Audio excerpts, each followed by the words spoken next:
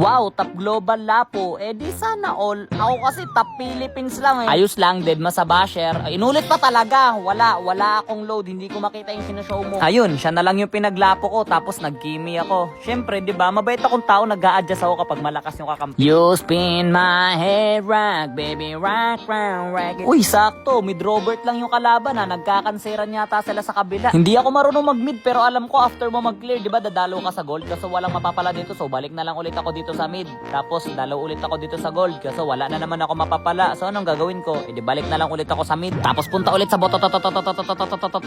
Electric shot. Oh, nice. Naka-assist din sa gold lane. Pwede nang bumalik sa mid. O ano.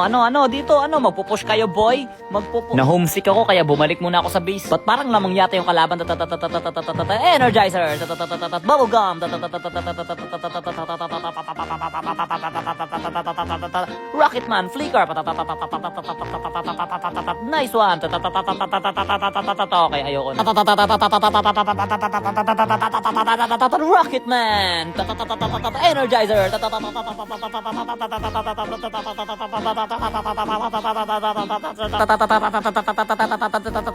Nice hook. Bubblegum.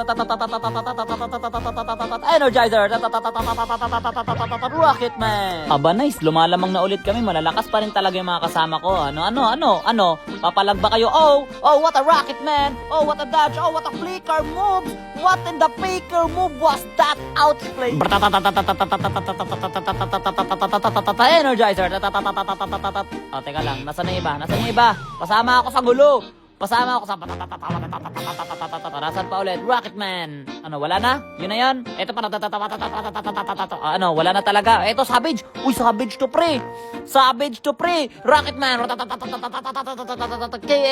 Sige, minyak na lang. Deadpool. Okay, muntik na. Okay, ayoko na. O, diba? Panalo pa kami. Worth it talaga mag-adjust kapag malakas yung kasama ba? Ba't ganyan yung pangalan niya? Black ni